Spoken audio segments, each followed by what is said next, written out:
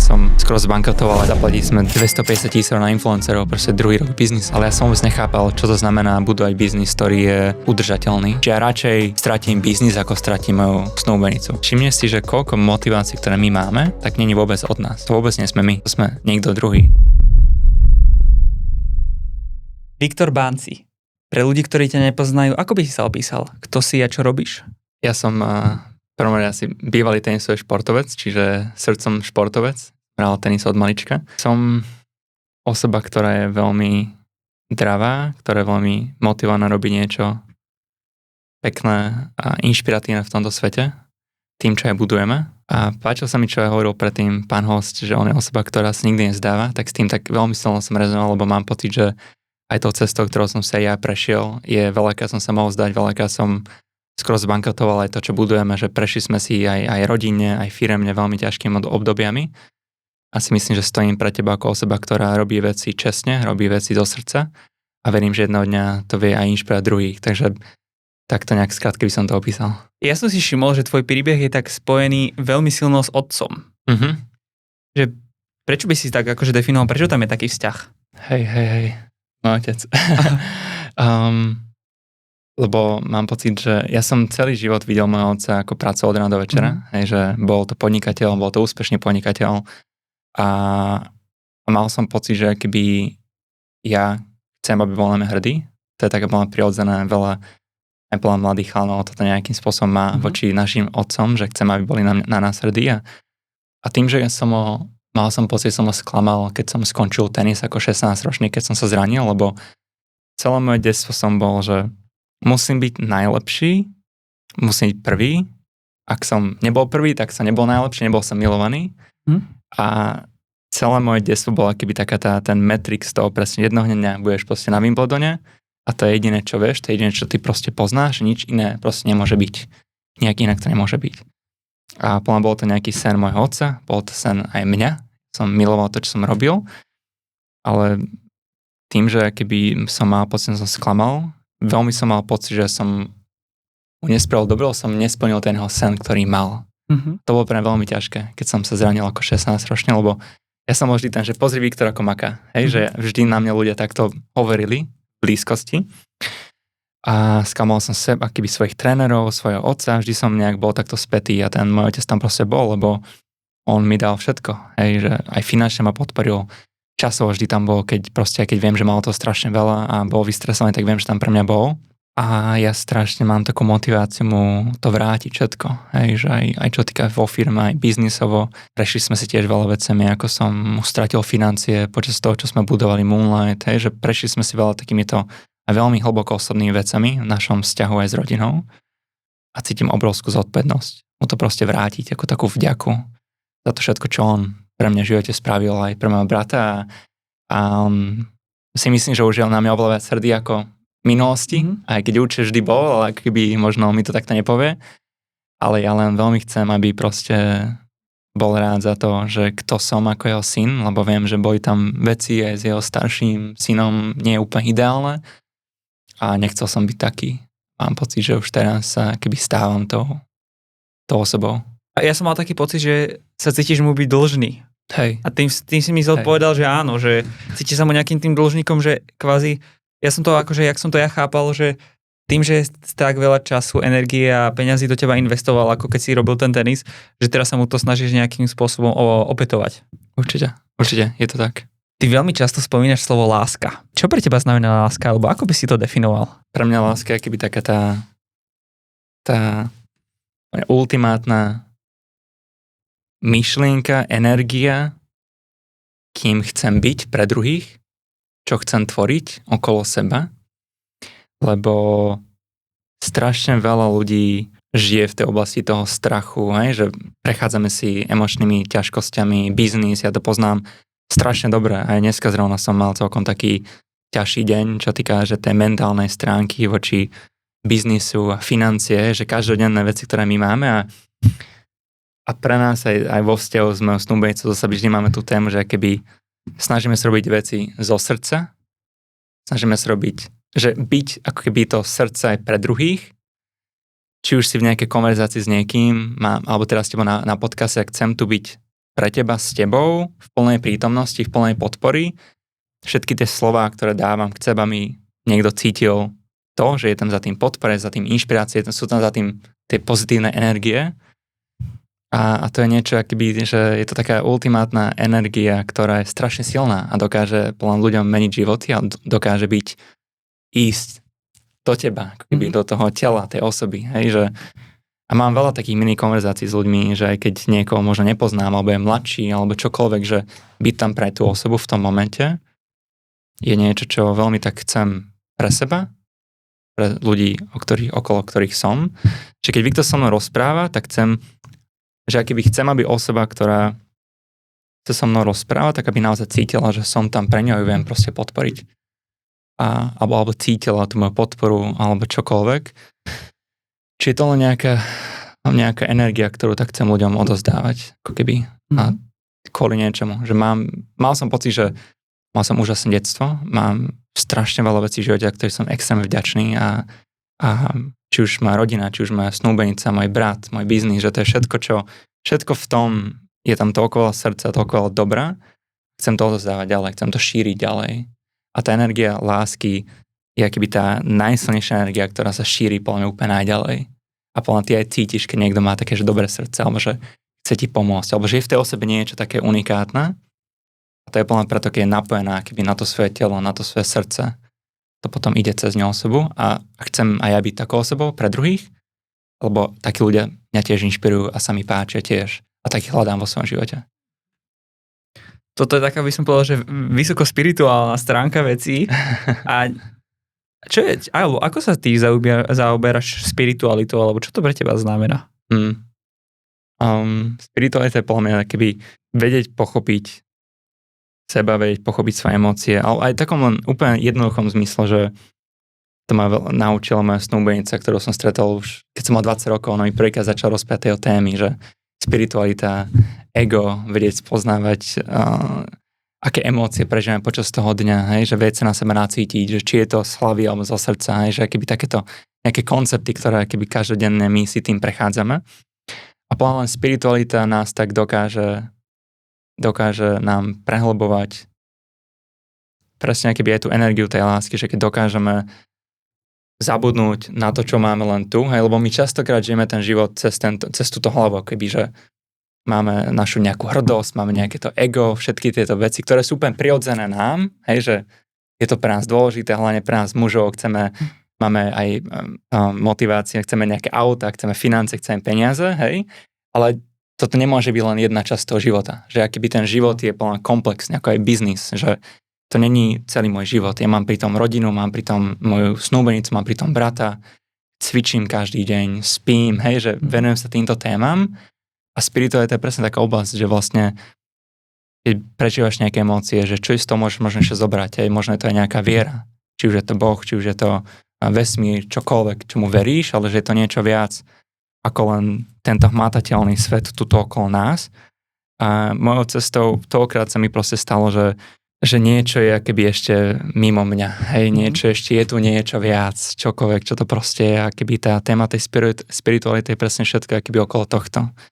Že vedieť sa napojiť na nejaké iné veci, na emócie, vedieť sa naozaj, že chápať a poznať a to je cesta, ktorou si neustále prechádzam aj ja, že kto vlastne som, čo naozaj chcem v živote, tá otázka, že čo mi rozpráva svet versus čo chcem naozaj ja. A to je strašne taká téma. Hej. A to sú takéto myšlienky, ktoré môžeme si spojiť, že spiritualita, pre mňa to akoby, by som to ja takto nenazval, ale len akoby také neustále hľadanie sa v tom svete, pýtať sa otázky, ktoré nás posúvajú ďalej.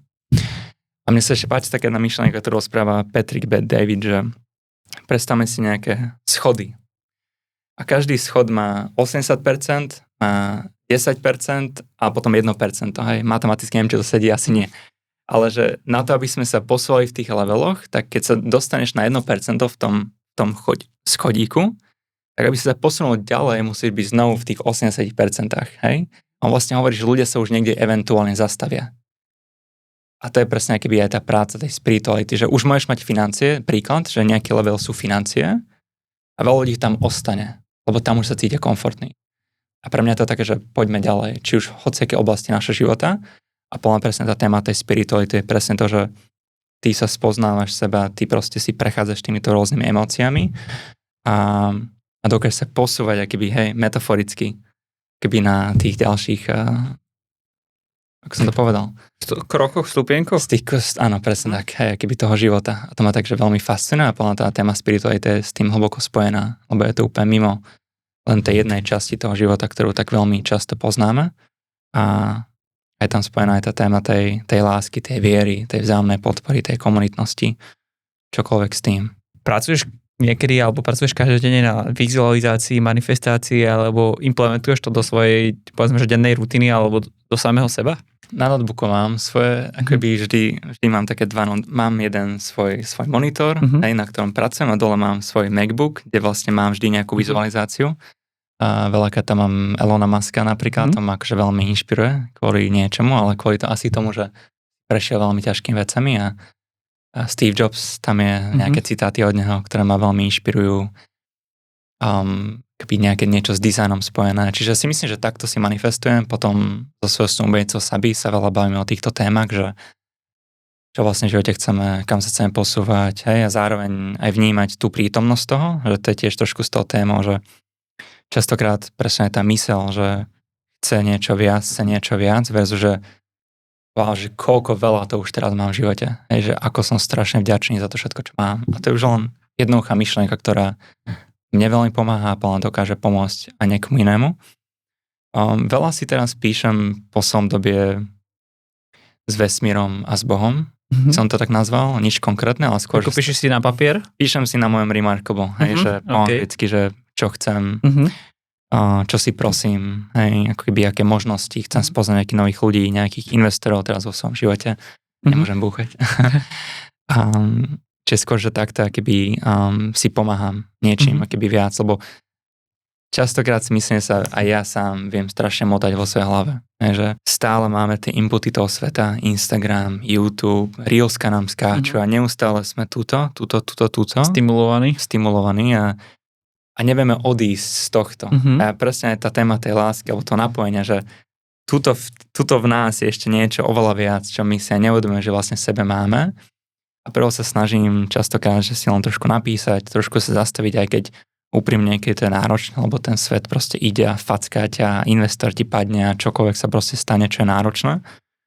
Ale že vedieť naozaj sa takto zastaviť a ísť mimo týchto sociálnych sietí a všetko, čo nás ten svet ukazuje, a len sa trošku zamyslieť, že čo naozaj ja chcem, alebo čo si teraz prosím. Lebo keď stále blokujeme tie energie, ako keby toho, čo sa nám chce ku nám dostať do života, tým Instagramom alebo čímkoľvek, tak nedokáže sa nám to dostať proste energicky. Čiže preto sa snažím občas keby to tak vyčistiť tie energie takýmto spôsobom, keď si píšem napríklad ráno a pýtam si niečo, čo by som ja v živote naozaj chcel. A zrovna teraz dneska ráno som si aj tak úprimne písal, že niekedy sa pýtam, že čo aj ja ešte viac môžem robiť, alebo čo možno mi uteká, čo možno nevidím, že teraz som mal trošku také náročné obdobie aj s tým, že ohľadom financií s investormi, že darí sa mi, zároveň nie až tak, ako by som chcel, že mal som nejaké očakávania, ktoré mi nie až tak vyšli a tiež proste sa pýtam sám seba, že kurník niekedy len, že čo viac, môžem ešte robiť, ako to môžem spraviť inak. A toto mi pomáha veľmi, sa takto trošku ako keby vypísať a verím, že niečo mimo mňa ma počúva a mi pomáha a určite sa tak aj deje, lebo môj život je presná ukážka toho, že vždy, keď som mal problém, tak vždy sa niečo stalo, čo mi proste pomohlo.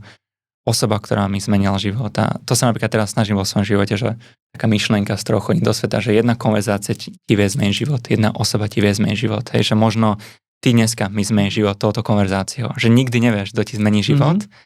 To je tiež taká myšlienka, ktorú si teraz tak beriem každý deň zo seba, že aký LinkedIn Connect môžem spraviť, alebo aký post môžem spraviť, ktorý práve uvidí niekto, ktorý pozná niekoho. Že tá teória toho tých 6, ako to je 6 stupňov prepojenia, neviem, či si o tom počul. Neviem teraz, na čo napájaš. Je akoby, že vedecky je preukázané, že ty vlastne sa dokážeš dostať ku každému na svete cez 6 ľudí. Akože cez 6 kontaktov. Áno, aha, to som počul, to už viem, čo myslíš. A teraz, a myšlienka toho života, ako keby je, že nájdi osobu, ktorá možno má prepojenie level 2. To znamená, že on pozná každého hneď. A teraz vieš, hľadáš tieto spojenia. A presne to sa mi teraz deje v živote, že spoznám super ľudí, ktorí práve pozná niekoho, ktorý toto, ktorý tento a deje sa veľa toho v živote. Čiže to si ja teraz veľa manifestujem, že pýtam si od vesmíra, aby ma dostal v živote k ľuďom, ktorí mne, mojej rodine, mojej firme, našim zákazníkom dokáže zmeniť život. Splnil si LinkedIn. LinkedIn, hej. Používaš to veľmi, alebo ako? Lebo mám pocit, že ja už to používam, že fakt, že dlho a ja by som povedal, že taký pomalý rast tam bol, že stagnovalo to, že moc ľudí to nepoužívalo a v poslednej dobe to tak vystrelilo. Že používaš to dennodenne, alebo ako? Lebo už Instagram je síce super, ale LinkedIn je taká profesionálnejšia vec, že ako to ty vnímaš? Nemám pocit, že to také, mám pocit, že je to práve oveľa osobnejšie už teraz, že veľa ľudí tam zdieľa svoje príbehy, čím si prechádzajú, čokoľvek. LinkedIn je super, lebo tam som spoznal neskutočných ľudí, že tam som spoznal mojich mentorov, mojich investorov. Vlastne, že podľa mňa je to super platforma pre každého, lebo veľa ľudí, aj ktorí sú veľkí, ktorí majú napríklad na YouTube milión sledovateľov, tak na YouTube má 20 000. A prepáč, na Instagrame, na LinkedIn má 20 000. Či ty sa vieš prepojiť s ľuďmi, ktorými bežne sa nespojíš na tých iných platformách, čo je veľmi zaujímavé. A nikdy nevieš, čo ti zmení život. To je presne to, s čím je na ten LinkedIn. Každý deň, že tam sú tí ľudia, ktorí presne poznajú niekoho, ktorí ti vedia pomôcť. A neboj sa pýtať, že nikdy nevieš, s kým sa spojíš. Čiže to sa mi len spája s tým LinkedInom, že je to taká nekonečná akoby možnosť sa spojiť s ďalšími ľuďmi, ktorí vedia byť nápomocní na tej tvojej ceste, alebo tým. To si povedal ako peknú myšlienku, lebo ja to tiež tak vnímam, že na tom LinkedIne sa vieš spojiť akože značne rýchlejšie ako niekde inde a už ťa tak poteší, keď ti dá ten človek connection a si s ním spojený a potom si s ním začneš písať a on ti reálne odpisuje a keď na Instagrame by ti nikdy neodpísal. Nikdy, hej. Takže je to zaujímavé na tom LinkedIne. Dá sa povedať, že ty sa zaujímaš aj o biohacking nejakým spôsobom, že keď sa o ten svoj spánok a tak používaš nejakú red light terapii, alebo ako by si definoval ty biohacking a ako to implementuješ do svojho života? K tejto téme biohacking a spánok a longevity, viem, že teraz sú také veľké trendy, však aj my to tlačíme a celá naša firma je na tom postavená. Ale keby pre mňa to je veľmi hlboko osobná téma, lebo ja som bol na tej show Jama Levová, 2 roky dozadu. Bol som tam s mojou snowboardnicou ešte vtedy s priateľkou Sabi a mesiac potom, čo sme boli na tej show, tak mala veľmi silné zdravotné problémy. Mala keby takú neuroborreliózu sa to vlastne volá, ona sa jedno ráno zobudila a mala extrémny inflammation, keby do jej mozgu a skoro bola slepá, reálne, že skoro nič nevidela. A sme sa akože veľmi zlákli, že čo sa deje, že čo sa deje. Ona bola zdravá, nevedeli sme vôbec nič a utekali sme vlastne za lekárom, za očným a videli tam niečo čierne a teraz, že okay, čo ďalej? Išli sme ďalej na MRI a oskenovať sa. Vtedy vlastne predpovedal, že vlastne mala akoby sklerózu multiplex, čo je akože veľmi silná choroba, čo týka nervov, ale zistili sme našťastie, že to nemala. Vlastne počas tohto celého procesu sme veľmi začali riešiť spánok, tú tému toho spánku. A všimli sme si, že jej to strašne pomáhalo na jej, keby pre jej zdravie. A my vtedy sme keby už tú tému trošku riešili, ale nemal som s tým osobnú skúsenosť vo svojom živote, lebo som si neuvedomoval tú dôležitosť. A tak to vlastne vznikla keby taká tá oveľa hlbšia myšlenka. Mám pocit, že teraz naozaj keby žijem takouto misiou, čo vlastne my robíme v Moonlight, že snažíme sa naozaj ľudí inšpirovať k tomu, aby mali lepší spánok, lebo vďaka lepšom spánku budeš sa lepšie cítiť, budeš lepšie zvládať svoje stresy, budeš lepšie zvládať svoje mentálne zdravie, budeš lepší pre druhých vo svojom okolí, budeš zdravší, hej, a je tam neskutočne veľa benefitov za tým spánkom, o ktorom sa veľmi málo ešte rozpráva, keď teraz ten trend už ide Brian Johnson, hej, Cristiano Ronaldo má Whoop, hej, že ten trend, akýby ide a my akýby chceme v tom, takže pokračovať a naozaj byť takoutou podporou a takým tým hlasom, akýby pre tú tému, lebo zmenilo to život mojej snowboardnici, mne to extrémne pomohlo a pomáha to teraz našim zákazníkom, čiže ja to nenazývam, že biohacking, ja to nazývam, že zdravý životný štýl, ako keby, hej, že ten biohacking vie byť trošku taký pre veľa ľudí, že wow, že čo to je, hej, že čo mám teraz robiť, ale presne to my nechceme akýby robiť. My vlastne sa snažíme vytvárať taký ekosystém akýby spánkových produktov, ktoré naozaj ti pomáhajú k tomu, lebo veľmi veľa ľudí, ktorí bude počuť tento podcast, tak má stresy. Má proste emócie, ktoré sa ťažko zvládajú, hej, dejú sa veci v práci. Ráno sa zobudneme unavení, pijeme 3 kávy denne, hej, že proste, lebo tá naša norma je pokazaná. Hej, že akoby my sme naučení, a veľa ľudí sa s ním bavím, že aký máš spánok, ako poviem, že má dobrý. Ale keby presne, keď vyskúša trošku niečo zmeniť vo svojom živote, či už je to, že nebudeš piť večer mlieko pred spánkom, alebo nebudeš jesť hodinu pred spánkom a zrazu máš lepší spánok a ľudia sú také, že wow, že tá moja norma bola naozaj pokazaná. A ja si myslím, že toto je akoby niečo, akoby taký ten metrix toho, že ľudia žijeme v takej tej pandémii toho zlého spánku, toho zlého wellbeingu a plus žijeme v tej dobe, kedy sme naučení aj hlavne v biznise. Pracujú 18 hodín denne, pracujú cez víkend. Hej, že a nehovorím, že niekedy nemáš, alebo že niekedy sa to nehodí. Ale nemôžeme žiť v takejto dobe. Lebo život není len biznis. Hej, že my úplne zabúdame na tie naše priority, akoby v tom živote. A si myslím, že toto akoby chcem tými našimi produktami, to design filozofiou, ktorú my akoby máme, naozaj dať zákazníkom akoby produkty, dať im nástroje, dať im motivácie, inšpirácie k tomu, aby mohli byť kľudnejšie, aby mohli byť pokojnejšie, aby mohli mať lepší život, aby sa mohli potom venovať viac svojej rodine, svojmu zdraviu. A toto ma strašne baví, toto ma strašne motivuje šíriť tieto zdroje, ktoré my máme s ďalšími. A toto pre mňa je tiež biohacking. Hej? A si myslím, že sa snažiť presne búrať tú pokazanú normu toho performancu všetkého, hej? Aj v práci alebo čokoľvek. Hej? A ja tiež poviem k tomu, to mal som taký veľmi osobný príbeh, ktorý ma veľmi inšpiroval, že nebudem menovať, ale bol som raz jedným pánom. Som sa raz pýtal na obede, lebo ja sa pýtam osobné otázky, že koľko má času vo svojom živote sa venovať aj svojej manželke, priateľke, že mňa to zaujímalo, že aký má život. Ja sa proste pýtam otázky, mali sme taký osobný obed. On mi povedal, že Viktor, že nemám čas, že sa nevenujem, že mal by som viac. Mal úspešný biznis, mal profitabilný biznis a vtedy som si tak povedal, že ja nikdy nechcem byť ako on. Nikdy. Preto odtedy, hlavne odtedy, skoro každý deň cvičím, makám, pracujem, hej, ale aj venujem sa mojej snúbenici, venujem sa svojej rodine, mám priateľov a popri tom riešim celý ten biznis, hej, však sme 12, rozbiehame veci, rozbiehame krajiny, rozbiehame produkty, že je to strašne veľa, čo sa deje, ale nech mi nikto nepovie, že ja nemôžem byť zdravý. Nech mi nikto nepovie, že ja nemôžem budovať niečo veľké, pokiaľ sa nezabijem emočne a mentálne, budem vyhorený, nebudem mať priateľov, nebudem mať rodinu, nebudem mať nič. Že ja radšej stratím biznis, ako stratím moju snúbenicu. Kedykoľvek. Hej, že all day, every day. A si myslím, že toto je dôležité. Vieť to komunikovať s ľuďmi a snažiť sa presne búrať túto pokazenú normu toho tlaku na ten performance. Každý z nás to cítime, a ja to cítim každý deň. Čo viac, ako ešte inak, čo lepšie môžem. Málo pracujem, veľa pracujem. Ale presne, že nie, pohode, chod cvičiť. Chod si vydýchať, chod si zacvičiť calisthenics, choď napíši denník, proste vyspí sa, raz konečne sa vyspí. Zaslúžiš si to, hej, že aj ty si to dovolíš.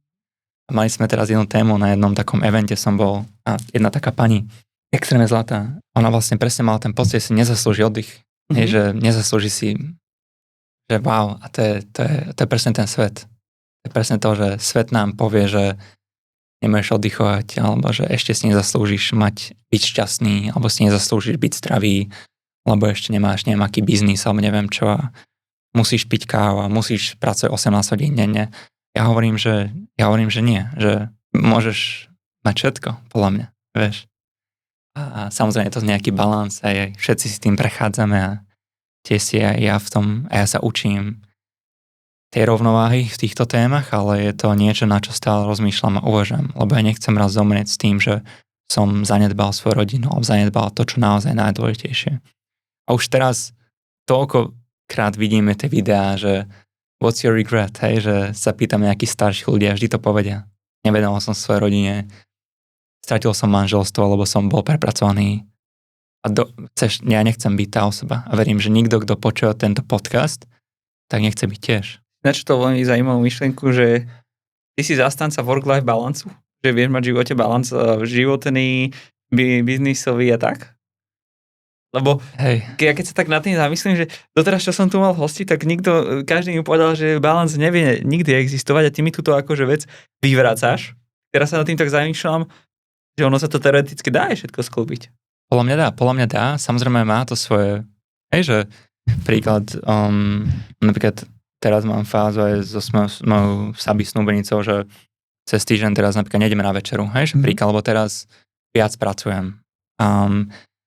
Mal som teraz dní, kedy som menej cvičil, že proste, lebo dejú sa veci, je to prirodzené. Niekedy sú ľudia, čo sú rodičia, majú deti a teraz majú zlý spánok prvý rok, lebo proste musia to nejakým spôsobom prioritizovať, ale keby pozerám sa na to z takého pohľadu, že podľa mňa bežný pohľad je, že tuto je nejaká bublinka práce, tuto je bublinka života, tuto je bublinka financií, tuto je bublinka zdravia. Čo ja hovorím je, že áno, ale zároveň všetko nech je v jednej bublinke. Že keby všetko je v jednom a už si len potom trošku takže vyberáš, že kde to vlastne prioritizuješ a nerobíš, že 100% a 0%, že keby, ale je to, že na všetko sa pozerá, že všetko je dôležité, ale nedá sa to na 100%, že 50 sa nedá, ale dá sa 70, 20, 30 a potom si to switchuješ, kde si v živote. Tak sa na to pozerám. Že tento týždeň, alebo tieto 2 týždne proste viac práce, tak menej cvičím. Ale hovorím, ale sú tam tie základy, ktorých sa držím a to mentálne nastavenie, ktoré mám, príklad s mojím spánkom, že tam nedám na to nikdy. Proste ja nejdem spať. Aj keby, že teraz mám mať nejakú prácu, tak to dorobím skôr. Alebo ak to nedorobím, tak to dorobím ráno. Ale že myslím na tieto fundamentálne aspekty môjho života, lebo ja nechcem byť nezdravý, nechcem byť nešťastný, chcem sa cítiť zle. A miliónka už som mal zlý spánok, že na čo mi to je? Nijak mi to nepomáha byť lepšou osobou. To, že mi niekto povie, že ja som budol neviem akú veľkú firmu a nespal som, tak ja ti poviem, že ja to spravím tak, že budem aj spať. A presne čo hovorí Brian Johnson, že on predal svoju firmu za $800 milión a on non-stop hovorí, že jemu to nepomohlo. To, že sa rozbil. Preto to aj potom predal, lebo už nevládal. Asi mi sa niekto môže argumentovať, že lebo to vybudoval, preto nespal, OK, môžeme sa o tom baviť, môžeme mať tú tému, ale ja radšej predám firmu za 100 miliónov a budem spať. To je proste, že moja myšlienka za tým a si myslím, že každý z nás v živote môže vybrať, ako keby, že čo v živote chceme a vie si prioritizovať ten svoj balans tak, že je to všetko jedna bublinka, na všetko mi záleží a už sa s tým hráme. Už to už na teba. Čo je podľa teba najväčšia životná hodnota? Najväčšia životná hodnota života? Konverzácie s ľuďmi, ako mám teraz s tebou. To by som povedal, že to je taká prvá intuičná odpoveď a to už som aj hovoril Sabi pár dní dozadu, že my, a to sa vraciame k tej pokazanej norme, že my úplne zabudáme na to, čo naozaj, o čom je život. Že, a ja chápem, že život je ťažký, že ja to chápem, ja tiež som si prešiel aj s oným, ja zažívam, ja nie som dokonalý, ja proste to mám veľmi ďaleko od toho. Ja viem, že život je ťažký a mňa vyvackal strašne veľakrát za posledné roky, aj keď som síce mladý, mám 25, ale naozaj robím to, čo robím od 20 a prešiel som si naozaj veľa ťažkými momentami, kedy naozaj som sa mohol zdať veľmi veľakrát, ale keby presne hovorím to, že začneme si uvedomovať tie krásy toho života, že pozeráme sa na to aj z tej pozitívnej stránky, že áno, veľa vecí je ťažkých, vždy si ich vieme nájsť, ale vždy si vieme nájsť aj tie pekné.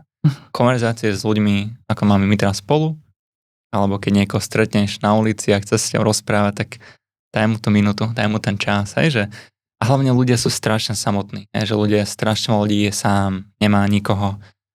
A to je také, že to je jak smutné, že keď sme v takto spojenej dobe, to je sociálne siete a ľudí je sám, hlavne muži, že ja viem, aké to je byť sám, viem, aké to je nemať nikoho.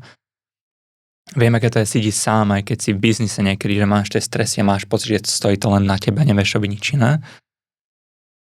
Ale každý deň si vieme nájsť aj tie pozitíva a plné konverzácie s ľuďmi sú úplne krásne. Keď sa na to vieš tak pozrieť z také tej ľudského pohľadu. Nie z toho, čo ti svet hovorí. Mňa by zaujímalo, že ako využívaš umelú inteligenciu v svojom biznise a prípadne v tvojom dennodennom živote? Umelá inteligencia je dobrá vec, páči sa mi to, veľa s tým pracujem, hlavne samozrejme ChatGPT, Gemini, Grok, to vždy akože máme tieto nastavené. Veľa teraz robím s tým Replit, čo je vlastne konkurencia Labobo, ale má ten Replit Agent a vlastne s ním si teraz developujem rôzne aplikácie, lebo hľadám cesty, ako prehlbiť vzťah s našim zákazníkom, ako im možno pomôcť večer s tým stresom, lebo stres je jedna z hlavných dôvodov, prečo ľudia nemajú problém so spánkom a môžem vytvoriť nejaké krásne aplikácie s meditáciou, s storytellingom, čokoľvek, čo im vie pomôcť. Čiže veľa sa hrám v tej kreatívnej oblasti s tým AI, že vlastne ako mi on vie pomôcť tvoriť a vytvárať niečo hodnotné pre ďalších ľudí a pre svoj život.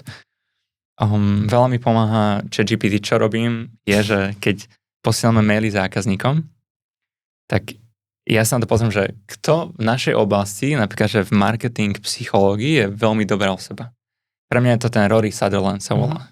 Ja sa spýtam ChatGPT, čo by povedal na toto Rory? A vlastne on mi akýby odpovedá z chápania tej osoby, to im pomôže dať taký veľmi inú perspektívu na veci, ktoré ja možno nemám. Alebo čo by povedal Steve Jobs, alebo čo by povedal Elon, alebo čo by povedal Brian Chesky z Airbnb. Lebo on má naučených týchto ľudí, ako rozmýšľal cez milión podcastov a nepovie ti to priamo akoby tá osoba, ale snaží duplikovať tú osobu a toto im pomáha, keď sa rozmýšľam nad produktami, nad stratégiou, potom používame to pre product development, na product research development, to je, že takéto témy teraz riešime také večerné sleep drinky a chceme teraz developovať ďalšie produkty v tej oblasti, v tej kategórii, tak presne, že ako sa o to vieme učiť, čo možno zákazník naozaj chce, ako to spraviť tak, aby to bolo chutné, zároveň by to bolo zdravé pre teba, hej, že takéto témy a to všetko GPT a AI akože nám veľmi pomáha. Riešite aj nejaké automatizačné procesy cez túto umelú inteligenciu, alebo zatiaľ neautomatizujete takto veci? Zatiaľ nie.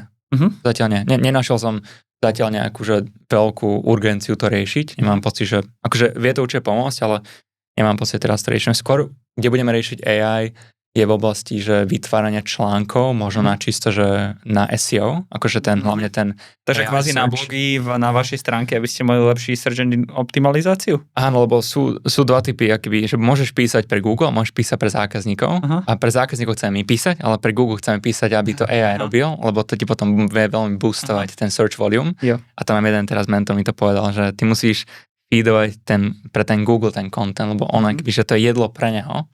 A na to ten AI je super, lebo ty nevieš písať tisk článkov za mesiac, proste nedá. Len keď to má hlboké, keď to má byť akože premyslené, má to byť kvalitné. Čiže toto sú také témy, ktoré teraz veľmi aktívne riešime. Máte aj optimalizáciu na AI? Akože kvázi v rámci toho search engineu? Lebo ja som napríklad teraz riešil na moju stránku vlastne optimalizáciu pre presne tieto LLM modely. Hej. Tiež to optimalizuješ, alebo zatiaľ si sa ešte tak na to nezajímal? Teraz to riešime. Riešiš to teraz, hej? Posledné 3 týždne to riešim. Hej. Lebo chcem tam byť. Chceš tam byť, no? Ja som akože kompetitívny, vieš, čiže ja som taký, že keď niekto vyhľadá nejaké produkty na spánok, čo sa týka čokoľvek, tak chcem, aby sme tam proste boli prví, lebo verím tomu, čo robíme, máme najlepšie produkty a chcem, aby to človek videl.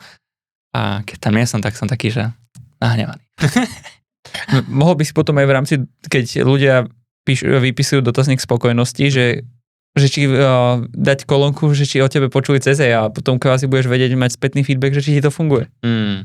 To by si mohol tiež implementovať. Ja ďakujem. Ty daily používaš všetko, Grok a všetky tieto LM modely. Používaš aj nejaké lokálne alebo všetko iba takto online? Čo znamená lokálne? Že ty si vieš spustiť vlastnú umelú inteligenciu v svojom počítači. Chápem. Hej, tam nie sme teraz aktuálne. Nemám pocit, že keby robíme nejaký vyslovene, že software as a service business, alebo že SaaS alebo niečo, tak mám pocit, že to dá to zmysel. Ale skôr my sme akože hardware business primárne, s tým, že skôr hovorím, že mám veľa tým môžem, že vlastne ako je náš ten produkt, to je pipeline, kam ideme, kde sú tie trendy, hej, že je future of sleep a tieto témy a to mi všetko akože veľmi pomáha. Čiže zatiaľ lokálne nerobíme, ale ak tam budú nejaké využitia, môžeme sa tam možno porozprávať, tak nájdeme nejaké cesty, ale aktuálne a Cloud som zrušil kvôli niečomu, proste ma to nebavilo, že nemal som pocit, že je to worth it, lebo ty si musíš konec koncov, nemôžeš platiť úplne všetko, alebo proste že je to potom zbytočne veľa. Čiže ja si myslím, že moja predikcia je, že bude tam nejaký jeden, že zákazníci si teraz vyskúšajú všetko a pôsobí to, že každá má 1 000 000 tržieb, ale konec koncov mám pocit, že ten zákazník si berie len jednu. Len jeden LLM a uvidíme, ktorý to bude. Ja mám pocit, že GPT to nebude. Asi nie, no. Ale tak veľa vecí je postavené na GPTčko, je to kvázi brandované inak. No a to je problém. Tie firmy neviem, ako prežijú z môjho pohľadu. Že preto sa veľa o tom bavíme, že keď ideme do sveta, kde všetko je len kód a nemáš niečo hardwareové, tak je to veľmi akoby ťažké, že práve že ten hardware niečo, čo podľa mňa nám veľmi pomôže do budúcna. A keď robíš tieto wrapper, hej, že máš nejaký SaaS na založenie na GPT, tak neviem, ako vieš akoby vyhrať s tou konkurenciou, ktorá tam je, lebo Google má nekonečné peniaze, že to je až také krutá oblasť a neviem, ako to spraviť, ale nechcem, aby Sam Altman vyhral. Mám pocit, že on neviem, či mu budem tak dôverovať. Mám taký pocit.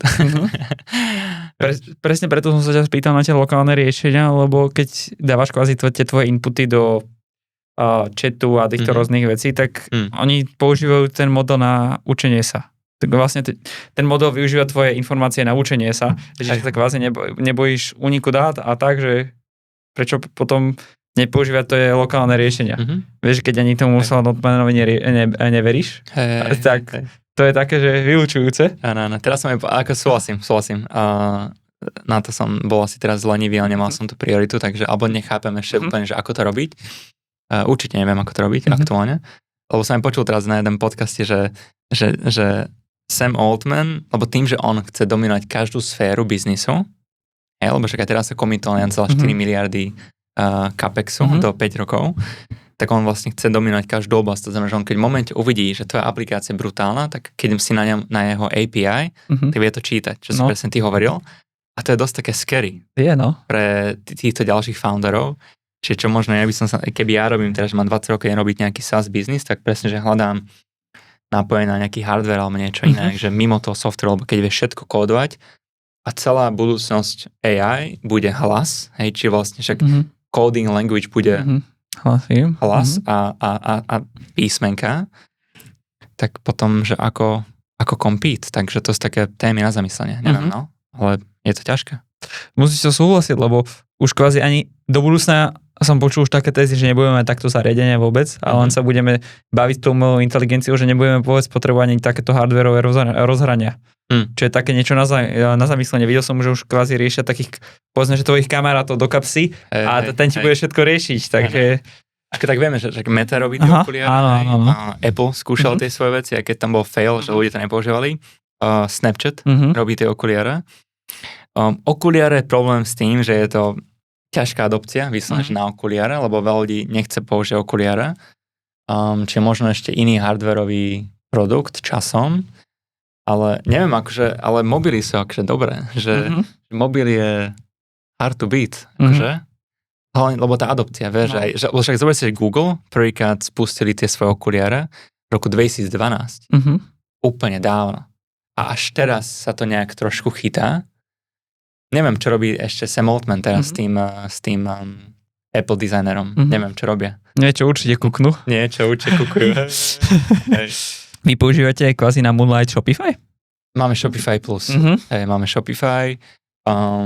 To bolo akože také skôr riešenie, keď úplne z začiatku. Vtedy proste bol COVID, všetko fungovalo, mal som 20 rokov, mali sme tedy, že 100 000 eur za jeden mesiac, že tržby. A ja, že okej, 2 kancelárie, full-time ľudia, že pome. Je úplne naivný. A potom všetko padlo, že úplne prišla vojna, prišli veci, všetko úplne padlo. Ale ja som podpísal Shopify Plus už vtedy. A ja som z toho nemohol len tak odísť, vieš.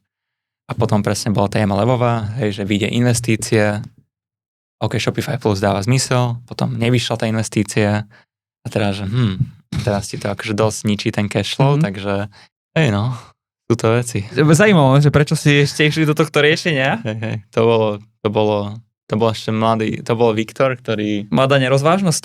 To bol Viktor, ktorý vôbec nevedel, čo ho čaká. Ani trošku.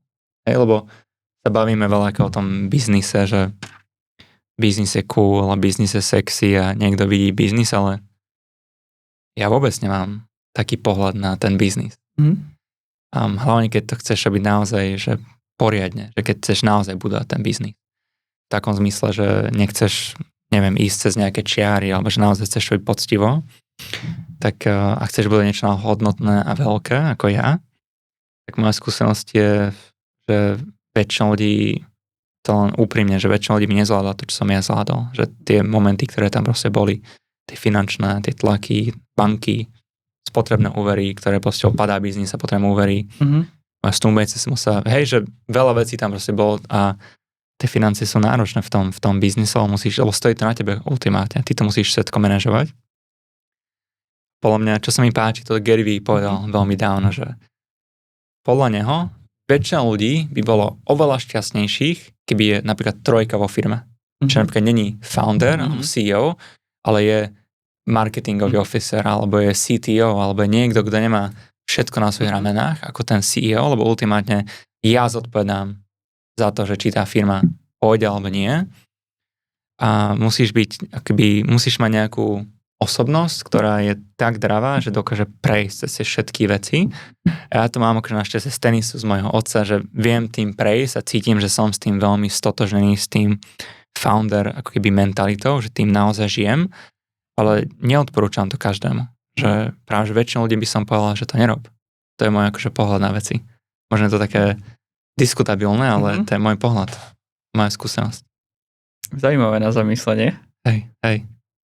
A to je tá téma toho sebapoznania, vieš, že znovu trošku tá spiritualita, že treba skúšať, hej, že ty máš 21, čo je brutálne 25, že sme mladí, ale že ja som strašne veľa vecí tiež skúšal ako mladý a keď som mal 16, som sa zranil, tak bol som zranený, hej, že neviem, či si videl moje staré videá. Niečo s rukou, nie? A mal som s rukou, takto som mal takú kasket v ruke a ja som natáčal inšpiračné videá ako 16-ročný, hej, že dream big, poďme, vieš, že vždy som keby že v sebe mal, že začínal som naozaj z ničoho. Vieš, že skúšal som milión vecí, že robil som tedy aj Instagramy, pomáhal som marketing, že všetko som skúšal a potom som sa dostal nejak k tomuto, čo dneska robím a to akože hovorím aj keď sa bavím s nejakými mladými ľuďmi, že presne, že skús všetko, ale to, že len chceš byť founder, CEO, lebo to vyzerá cool, tak to neznamená, že to je tvoja cesta. Hej, že vyskúšaj si to, rob, keď môžeš, že si to, otestuj si to.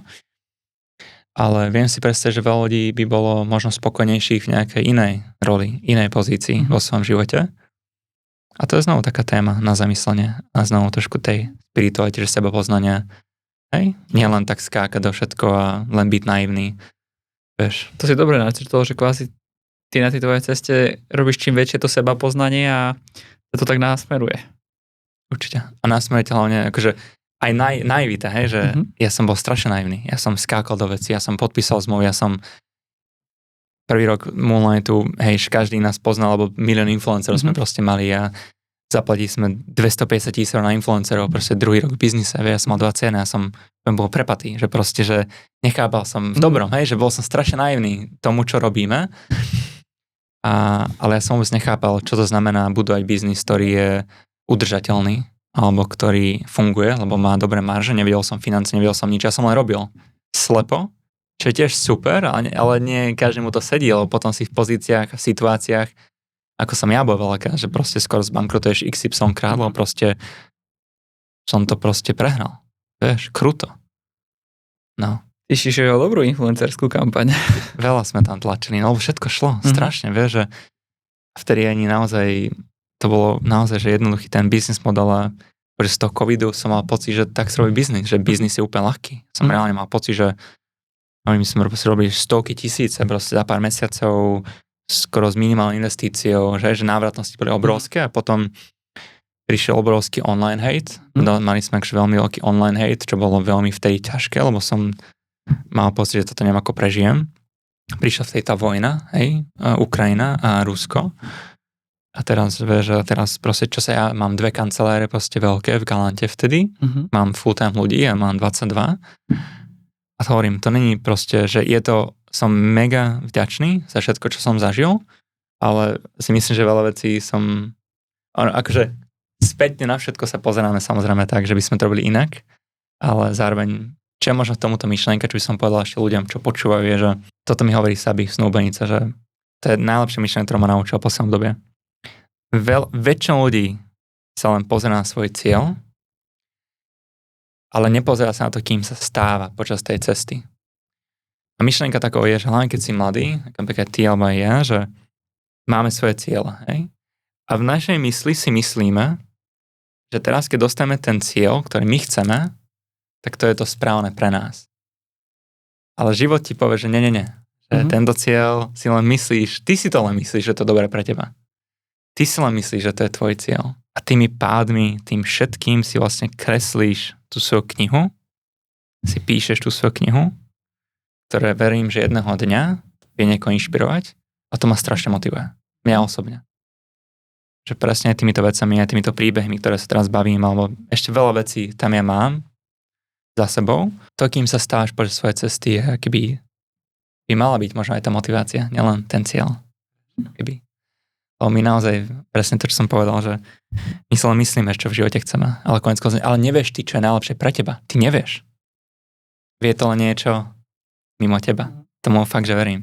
A podľa toho ťa aj spokorňuje, hej, že si taký, že pokornejší. Lebo proste, nie.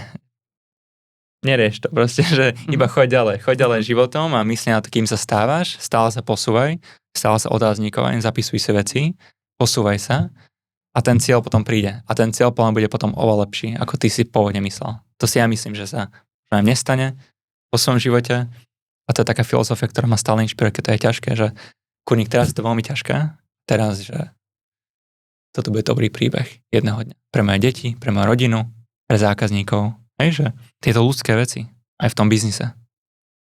A to ma tiež veľmi inšpiruje, že robiť biznis cez to srdce. To ma Gary Vee strašne inšpiroval. On mi to prvýkrát v živote ukázal, že má tú filozofiu, že Honey Empire. Že našou filozofiou nie je, že ideme ničiť druhých, ale že vybudujeme najväčšiu budovu. A to je plná pekná myšlienka tiež. A ja som veľmi kompetitívny, ale zároveň chcem to robiť dobre. Hej, že a milá kolegyňa mi povedala, že Viktor, že keby mi konkurencia zaplatí viac, tak tam nejdem. To je super. Toto je pre mňa, že ultimátne najkrajší kompliment, aký mi kedy niekto dal. Lebo o tom je biznis. Robiť veci zo srdca, hej, téma to je srdca, robiť veci z lásky voči týmu, voči zákazníkom, voči tým produktom, ktoré my tvoríme, potom ľudia šíria to, potom ľudia zdieľajú, lebo to cítia. Je tam nejaká energia, ktorú ľudia cítia, keď ty to robíš dobre. Ako je ty teraz tento podcast, že hej, že a ja viem, že ty to robíš dobrom, hej, že, ale že to potom ľudia cítia a to sa potom šíri, preto sa ti aj tak darí. A to je presne to, vieš, že naozaj robiť veci v dobrom a zo srdca, hej, robiť veci zo srdca, hej, žiť zo srdca. A hovorím, je to ťažké, niekto povie, že som naivný, to je OK tiež, myslím, že každý máme svoje pohľady na to, ale ja radšej budem sa na to pozerať naivne ako negatívne. Každý máme, akože môžeme si vybrať. Ako sa na to pozeráme. Áno, môžeme si vybrať veci, ktoré nám... Môžeme sa vybrať tak, že... To povedal mi si Andrew Tate. on povedal niečo také, že ja si vyberám veci, ktoré mi pomáhajú. Že vyberám... Nie, ako to presne povedal, že vyberám si veci, vyberám sa pozrieť na tie veci, ktoré mi pomáhajú, niektoré mi nepomáhajú. Že I choose to use things that give me power versus take away power from me. Niečo také. A to je presne to. Že ja radšej budem naivne dobrý a tak si budem budovať kultúru. Aj keď leadership stále, ja som tvrdý, hej, že aj s mojím tímom, že ja viem byť tvrdý, viem byť direktívny, ale vždy je tam toto. Vždy je tam zákazník, vždy je tam, že ako sa cítiš. Hej, že aj keď napríklad naša Vicky občas má možno nejaké zdravotné problémy, ja jej proste zavolám, pošlem 5 minút hlasovku, že ako sa má, že I care, že mňa zaujíma, ako sa cíti. Nie som len nejaký hociaký biznis človek, nejaký CEO, ktorý niekde sedí v nejakej office alebo neviem čo. Ja chcem ísť s tým ľuďmi, chcem ísť s tým zákazníkom a takto chcem budovať svoje veci. A ak niekto povie, že to nie je dobré, tak rob si inak, ale ja to chcem robiť takto. Honey Empire. Hey, I lead with heart. Hovorí Gary Vee a to ma strašne inšpiruje. Čo by si povedal, že je taká tvoja najväčšia konkurenčná výhoda oproti, povedzme, porovnateľným firmám v tejto tvojej sfére? Alebo tvojich produktov? Jasné, hej. No určite by som povedal, že tvoj prístup k zákazníkom je... Ja ďakujem. Fakt, že úplne iný ako niekde inde, aj celkovo, jak sa na tú firmu pozerá, že takýmto srdcom k tomu prístupuje, že okolo toho by som povedal taká úplne iná energia, aura. To si vážim. Ale chcel by som vedieť taký ten tvoj pohľad, z takého, povedzme, že vnútra toho celého. Áno, napríklad keď sa pozrieme na naše produkty, ktoré máme, že napríklad naše okuliare večerné, hej, že je to napríklad, robili sme si naše rámy, sme si dizajnovali, robili sme si naše sklá s našimi výrobcami. Sme získali feedback, na základe ktorého sme to potom vylepšovali. Hej? Čiže napríklad sú tam nejaké produktové unique selling propositions v tom produkte. Naše masky, testovali sme nové materiály, sme si to 3D modelovali podľa nás, našimi výrobcami. Teraz už robíme na 2.0 verzii, teraz sme spúšťali naše večerné drinky, teraz získame feedback, už teraz robíme na ďalšej produktovej kategórii, že nielen, že robíme šírku nejakých produktov, ale robíme hlavne hĺbku. Že keby ten Apple štýl sa mi veľmi páči, to ma veľmi inšpiruje, že je iPhone 1, tam je iPhone 2. Možno už teraz iPhone 1 000 000, to už možno nedá zmysel, ale že neustále hľadáme cesty, ako vylepšia naše produkty pre našich zákazníkov. Čiže to si myslím, že je také, že ľudia cítia, že nám na tom záleží. Lebo ja keď niekomu ja keď dneska som mi dal darček. Ďakujem veľmi pekne, mimochodom. Ja ďakujem, že tu môžem byť. A tak ja nechcem, aby ty si bol nespokojný. Lebo mňa sa to dotýka. Aj moje ego tam je, aj moja hrdosť tam je. Čiže už len kvôli tomu, že ja sa snažím, aby naozaj všetko bolo čo najlepšie. Že tie produkty boli naozaj dobré. A my naozaj nerobíme, veľa ľudí si myslí, že robíme nejaký research z Číny alebo čokoľvek, ale že my naozaj robíme svoj development, niektoré produkty viac, niektoré menej. Záleží, že kde sa nachádzame v tom produkte, že keď niečo spúšťame na prvý krát, tak je tam možno menej developmentu a viac potom získame produkt feedback a potom riešime ďalej. Ale že je tam naozaj taký že sa zaujímam o toho zákazníka, aby naozaj bol spokojný, lebo koniec koncov ty môžeš mať najlepší marketing na svete, môžeš mať najviac investorov na svete, ale keď ten zákazník nie je spokojný s tým produktom, tak ti skončil biznis, lebo nevieš to škálovať. Lebo koniec koncov najlepší biznis nie je ten, čo si kúpi človek raz ten produkt a že ho kúpi sebe aj svojim zákazníkom alebo svojej rodine. Hej, že repeat purchase business je ten najlepšie. My sa snažíme robiť tento. Potom by som povedal, že čo si myslím, že je pre nás také, že my naozaj tým žijeme.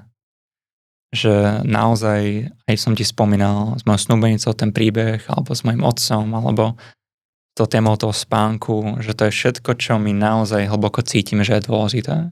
Celý môj tím používa naše produkty, že každý má naše produkty, žijeme to témou toho spánku, učíme sa v tej téme, lebo vnímame, že naozaj robí niečo, čo ľuďom pomáha. A si myslím, že znovu, keď sa bavíme o tej téme aj tých energií a vecí, čo ľudia cítia navonok, tak, lebo koniec koncov produkty sú komodita, že Nike asi už teraz nemá najlepšie topánky, že možno je tam Hoka lepšia, ale Nike je tam niečo za tým, čo ľudia cítia. A si myslím, že aj pre nás tým, že čím ďalej budeme v tomto robiť, tak áno, chcem mať tie najlepšie produkty, ale koniec koncov to sa dá replikovať, všetko sa dá kopírovať. Že Čína aj tak všetko vytvorí a všetko skopíruje, čo nie na niečo prídeš, ale koniec koncov nevieš skopírovať ten príbeh tej značky, nevieš skopírovať tých ľudí za tou firmou, nevieš skopírovať to dobré, čo tí ľudia sa tým chcú tvoriť.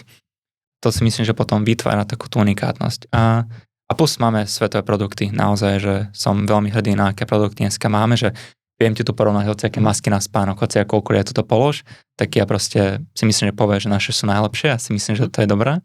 Máme akože úžasné recenzie aj na Heureke, všetko, že ľudia nám hovoria, že to funguje a že im to pomáha, že sú radi. A ešte by som povedal, že ja naozaj som dedikoval svoj život tomu Moonlightu, že plne. Že viem, že sú firmy, ktoré ja sám poznám, ktoré budú len ten biznis, aby to raz vybudovali a predali a hotovo, alebo že toto je jeden z mojich 10 biznisov. Pre mňa toto je môj jeden biznis, ktorý už robím skoro 5 rokov a ešte som ochotný, aj budem to ešte robiť veľa rokov, lebo tomu naozaj verím. A si myslím, že ako hovorím aj investorom, že svet potrebuje Moonlight, Európa potrebuje Moonlight a aj zákazníci ho potrebujú. A nemyslím konkrétne naše produkty, ale tú myšlienku za tými produktami. Nemusíš kúpiť naše produkty, ale že myslí na to, že spánok je dôležitý. Prioritizuj to vo svojom živote. Prioritizuj svoje zdravie. Myslí na ten svoj pokoj, myslí na ten svoj well-being. A áno, svet je ťažký, veľa vecí sa deje, ale vieme presne mať nejaký ten balans toho domu, čo sme sa spolu bavili. A si myslím, že keď Slovensku začne lepšie spať, tak všetko sa bude zlepšovať v dobrom. Podľa mňa aj ekonomika, aj práca, aj naše vzťahy. Lebo aké to je niekedy ja to poznám sám.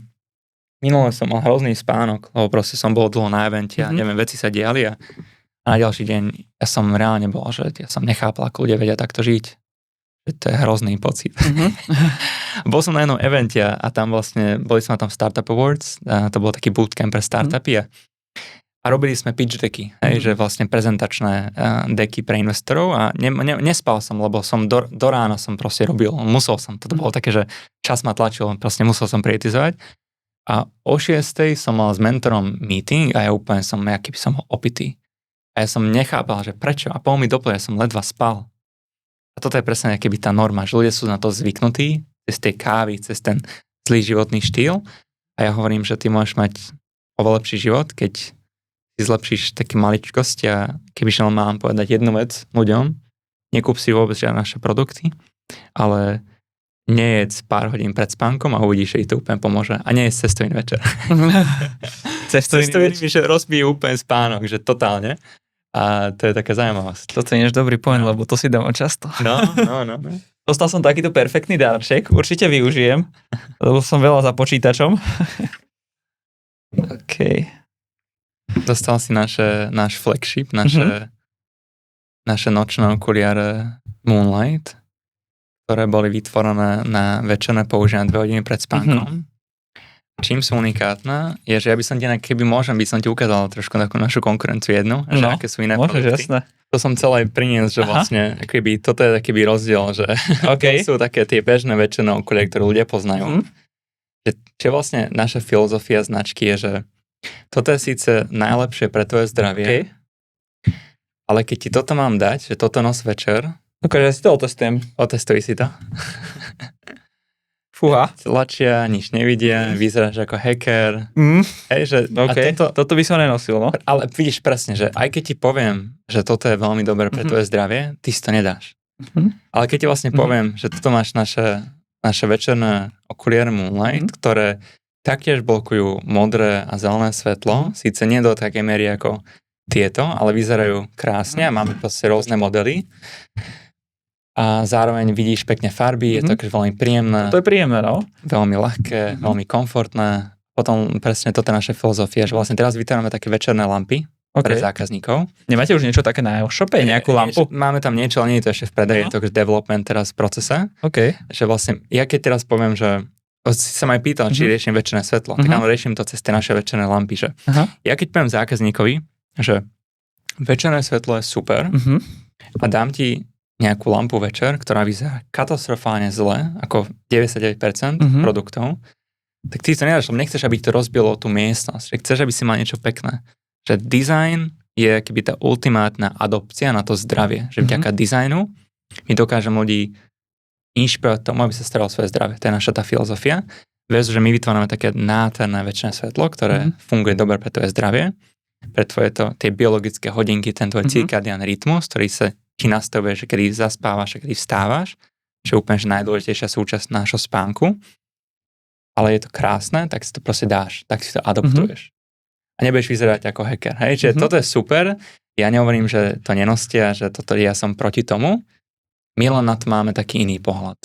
A toto je akýby ten náš a neustále na tom chceme aj ďalej pracovať a to rozvíjať. Mňa by zaujímalo, spomenul si zelené svetlo. Ale ja som vždy počul len o modrom svetle pri týchto veciach. Áno. Aký tam je rozdiel? Alebo... Jasne, tak to je súčasťou toho spektra, že vlastne tam my vlastne vidíme spektrum všetkých farieb a vlastne sa hovorí, že blue light, že modré svetlo je ten hlavný disruptor toho nášho cirkadiánneho rytmu, ktorý nám vlastne narúša aj tú melatonín produkciu, čo vlastne náš spánkový hormón a podobne, ale aj zelené svetlo je s tým spojené. To tiež narúša vlastne tieto naše hormonálne funkcie a ten cirkadiánny rytmus.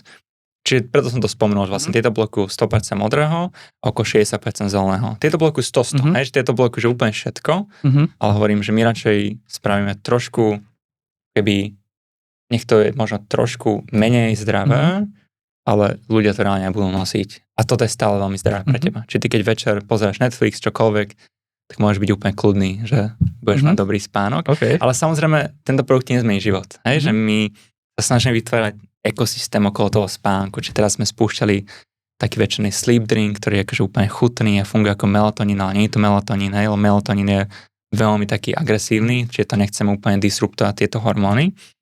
Ale že vlastne náš úplne ultimátny cieľ je, že ty prídeš domov, máš tam celý akýby taký večerný rituál tými produktami. Máš tam napríklad svoj moon pillow, máš tam svoj vanku, máš tam svoj okuliare, máš tam svoj ten sleep drink, máš tam krásnu večernú lampu, že cítiš sa ako v takom svojom paradise domácnosti, ktorý ti len všade napomáha byť lepšou verziou seba. Lebo lepší spánok sa rovná presne lepší ty, lepšou verziou seba, silnejšou verziou seba, zdravšou verziou seba. Hej, že tam je toľko aj vedeckých výskumov za tou témou toho spánku a toho well-beingu a my, toto je naša taká forma, ako vlastne ľudí do toho chceme dostať.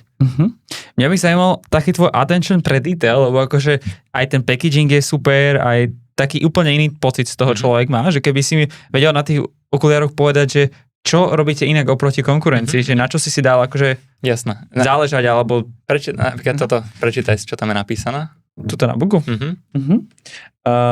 Night that powers you. Tak, presne. Napríklad, že to je napríklad taká maličkosť, že inšpiratívna.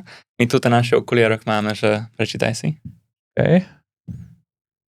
I believe in you, OK. I believe in you. Hej, takéto malinké citátiky. Takéto malinké citátiky, ktoré ťa možno nejakým spôsobom inšpirujú. Druhá vec je napríklad, keď ti môžem ukázať napríklad tento rám, hej, že je to Toro 90, je to veľmi flexibilný materiál, zároveň akože veľmi komfortný. A potom sú napríklad tieto bočné... To ma tak zaujalo, že to som nikde nevidel. Áno, presne. A tie sú akože veľmi dobré, lebo tie dobre drží tvár. Taktiež, čo sme robili, že veľa okuliarov, keď si ich všimneš, tak sú veľmi roztvorené. Že dá si ich na hlavu, nie je dobré. My sme ich na svoj tak nastavili, aby boli dobre na tvoju hlavu. Čiže aké sa jej trošku počasom roztiahne, tak stále budú veľmi komfortné. Potom sú napríklad, sme tam dali také špeciálne antireflexné vrstvy na tie okuliare, alebo je tam taká, že olo vrstva, ktorá vlastne, neviem, ako to presne teraz vysvetliť, ale že ty keď sa potíš, alebo máš veľa mastnoty, tak sa ľahšie napríklad čistia tie okuliare. Sú tam také rôzne detaily. Potom sme vlastne na tie rámy naše vlastne dali viac vrstiev tej farby, aby dlhšie vydržali tie okuliare. Potom sme napríklad dali preč takéto, na bežných okuliároch sú vlastne tu takéto dve bodky, také ocelové, tie sme tiež úplne odstránili, aby to bolo úplne minimalistické, jednoduché. Čiže sú tam takéto malinké detaily v tých produktoch, ktoré sú aj jednoducho takto na vysvetlenie, ale presne ako napríklad tá inšpiratívna myšlienka za tým, že taký malinký dotyk, že dá to vlastne tomu takú osobnosť tým napríklad našim okuliárom.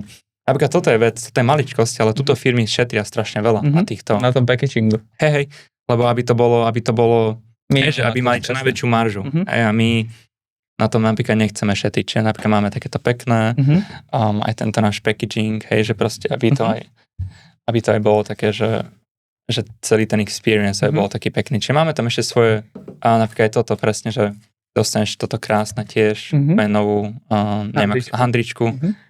Tuto máš nejaký tiež citát odo mňa, ako od zakladateľa. Welcome to the night power the rest. OK.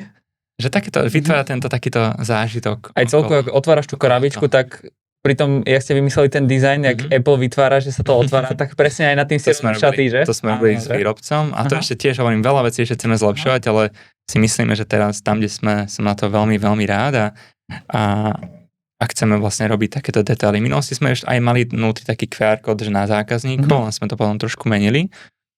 Ale presne. A potom, čo týka našich okuliarov, tak by som ešte povedal, že taká unikátnosť v tom, že my vlastne máme takú, veľa firiem vlastne blokuje to modré zelené tým, že to vlastne len akoby odráža cez takú, že antireflexnú vrstvu.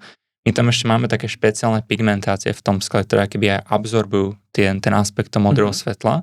A to vlastne s našimi výrobcami sme vlastne vyriešili. Čiže sú takéto rôzne maličkosti. Ja si myslím, že aj bez vysvetlenia, keď zákazník si kúpi naše produkty, tak to pocíti. A aj sme sa v minulosti pýtali našich zákazníkov, že koľko podľa teba stoja naše okuliare? Všetci, že 80, 70, 60, 90 eur. A my sa presne snažíme to, že my nechceme byť ani veľmi lacní, a potom nebudeme na tom zarobiť prirodzene. A nechcem byť veľmi drahý, lebo potom si to nikto nemôže dovoliť. Čiže my chceme byť niekde v strede. Že máme svetovú kvalitu, že máš pocit, že stoja 100 eur, ale sú dostupné pre každého. Lebo každý si zaslúži sa cítiť lepšie. Každý sa zaslúži sa cítiť menej vystresovaný. Každý sa zaslúži lepší spánok. A nemal by to byť prémium, luxus pre každého. A to mi aj hovorili investori, že majú okuliare za 400 eur. Že dáva to zmysel. Možno to dáva zmysel biznisovo, ale to ja nechcem robiť.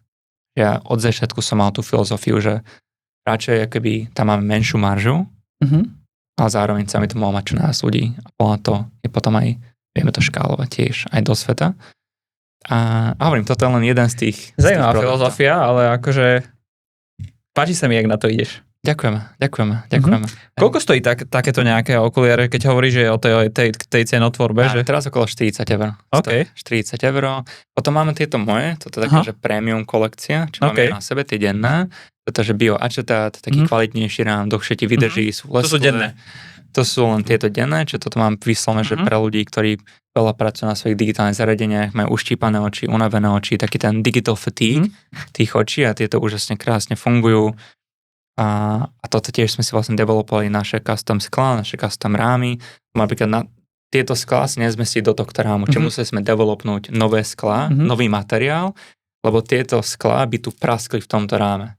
Čiže takéto maličkosti sme vlastne my museli robiť aj s týmito okuliármi. A teším sa, aj keď budeme mať aj viac finančných možností, aj potenciálne teraz budeme riešiť nejaký crowdfunding a podobne, tak chceme ešte viac a viac tvoriť a vylepšovať tie produkty. A potom milujú ľudia našu masku na spánok, tá akože strašne milujú a teraz ten večerný drink akože nám funguje veľmi dobrá. Takže takto, no. Čo sa z tých tvojich produktov najviac teraz predáva? Zákazníci najviac milujú tie akože primárne tie denné nočné okuliare. Čiže okolo 70% nášho biznisu sú okuliare, potom okolo 20% nášho biznisu sú masky na spánok a teraz vlastne okolo 10% je náš ten Mooncalm, čo vlastne ten večerný spánkový drink, čo to tak nazývame. A to je zatiaľ jednoduchý glicín, čo je vlastne aminokyselina, ktorú tvoje telo prirodzene vytvára, ale ti to rozširuje tvoje cievy, to znamená, že tvoj blood flow je lepší, čiže večer sa ti vlastne lepšie zaspáva a máš pocit, že to tak trošku akoby omámňuje, ale takou prirodzenou formou je to veľmi super a môj otec to testoval prvýkrát, to má 67, nikdy nevedel dobre spať, mu to, že fakt pomohlo. A teraz máme super nový výrobcu v Košiciach, s ktorým chceme developovať 2.0 verziu, čiže prijať tam nejakú ešte lepšiu chuť, nejaký tarčery alebo čokoľvek a potom vytvoríte aj takú, že viac premium verziu, ako keby taký ten AG1 for sleep, pre nejaký možno trošku bonitnejších alebo trošku niekoho, kto chce niečo silnejšie alebo trošku viac prémiové.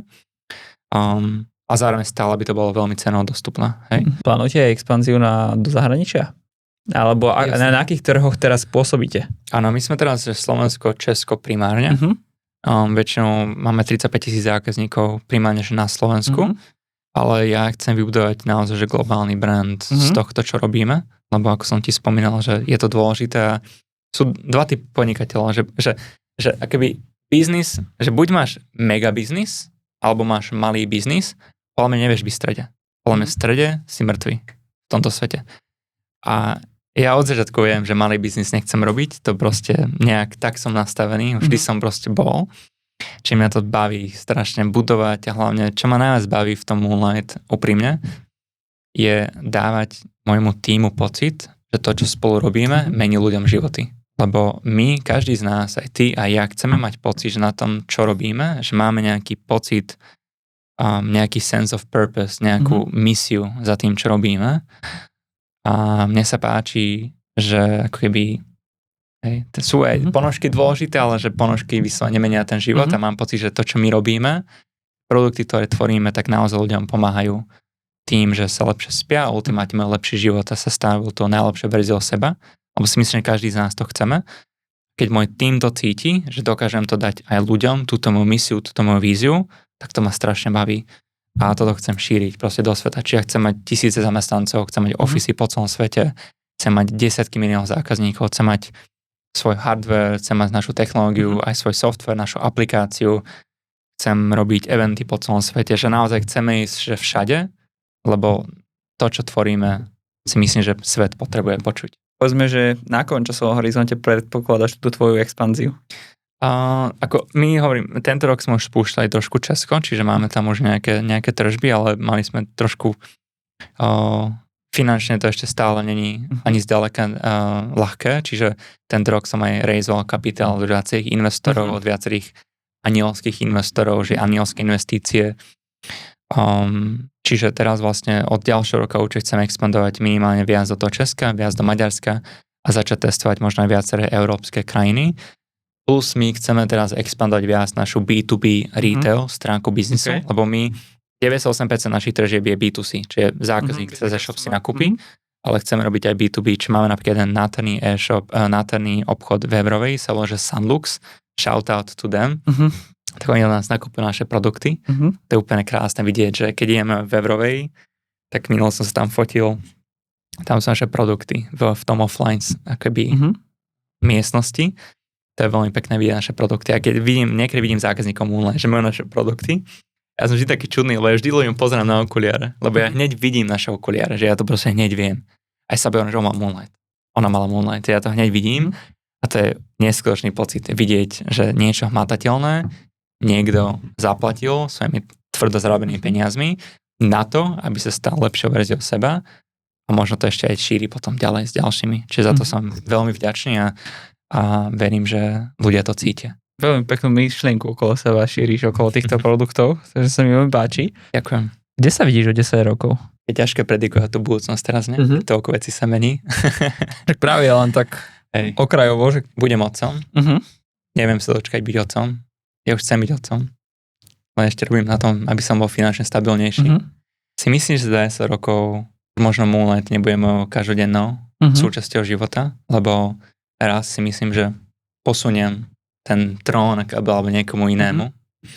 Či už to predáme, alebo čokoľvek, že už budem v inej pozícii v živote, lebo ja som vždy chcel vytvárať možno rôzne komunity, možno raz ešte by som chcel mať aj svoj akýby tenisový klub tiež pre mladých, to mi akože možno tiež veľmi bavilo, o ktorom mám strašne blízke, ja som od 3 rokov hral tenis, čiže ja som hral 6 hodín denne od malička, ja som nič nevidel od rána do večera ako tenisové ihrisko a tenisovú raketu. Čiže možno takéto niečo. A chcem cestovať svet, šíriť náš príbeh. To by ma veľmi bavilo. Že preto aj beriem toľko radosti aj z tejto našej konverzácie, že môžem zdieľať. No mám pocit, tak nie egoisticky, len čisto si myslím, že mám príbeh, ktorý ľudí naozaj dokáže inšpirovať.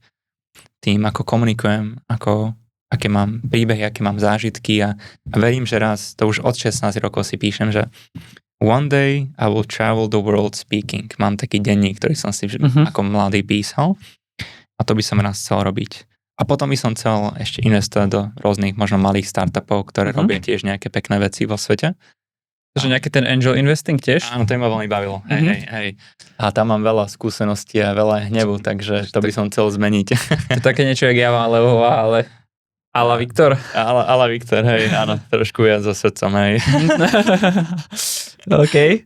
Aká je taká otázka, ktorú si očakával, že sa ťa spýtam a som sa ťa nespýtal? Vlastne som ma spýtal veľmi veľa vecí. A dobré otázky si mi dal. A bude nejaká vec, ktorú by si ešte chcel spomenúť? Chcem tak naozaj hlboko šíriť to, čo robíme ďalej, čiže si myslím, že verím, že zákazníci pocítia to všetko, čo my za tým robíme, že naozaj tým žijeme, že tým dýchame.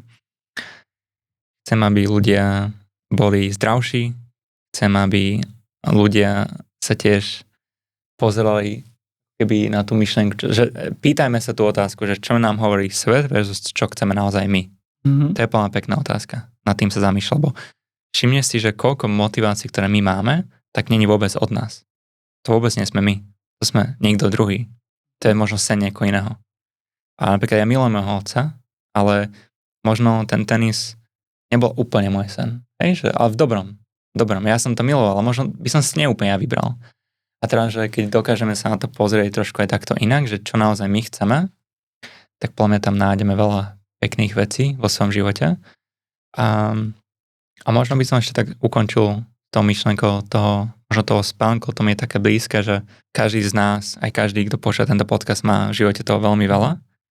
Ale ak by som mal niekomu povedať, že aspoň jednu vec, ktorá naozaj ti vie pomôcť, tak je presne tá téma toho spánku. Že keď naozaj sa zamyslíme nad tým a začneme to trošku aj sprioritizovať, možno prestaneme až tak byť nastavení na tie kávy, ktoré pijeme každý deň, ktoré nás proste stresujú, alebo začneme byť sa viac aj počúvať.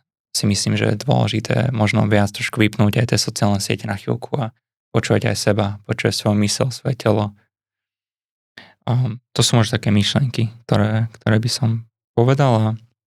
A potom úplne posledná myšlienka, ktorá ma napadá, je, že nie si v tom sám. Že nie sme v tom, že chcem, aby sme sa všetci cítili, že sme spojení, lebo viem, že žijeme v veľmi odpojenej dobe. Chcem, aby každý, či už si founder, či už si čímkoľvek si prechádzaš, tak je to OK, je to v poriadku. Nie si v tom sám, nie si v tom sama, poznám to aj ja, sme v tom spolu. A že žijeme tento svet, nie sme roboti, hej, a vieme si uvedomať našu ľudskosť spolu, čiže keď sa niekde možno, že vidíme sa, ideme cez Euroveu a pozrieme sa na seba, tak sa na seba usmejeme, hej, alebo čokoľvek, že spájame sa viac, rozprávame sa viac, cíťme sa viac ako ľudia.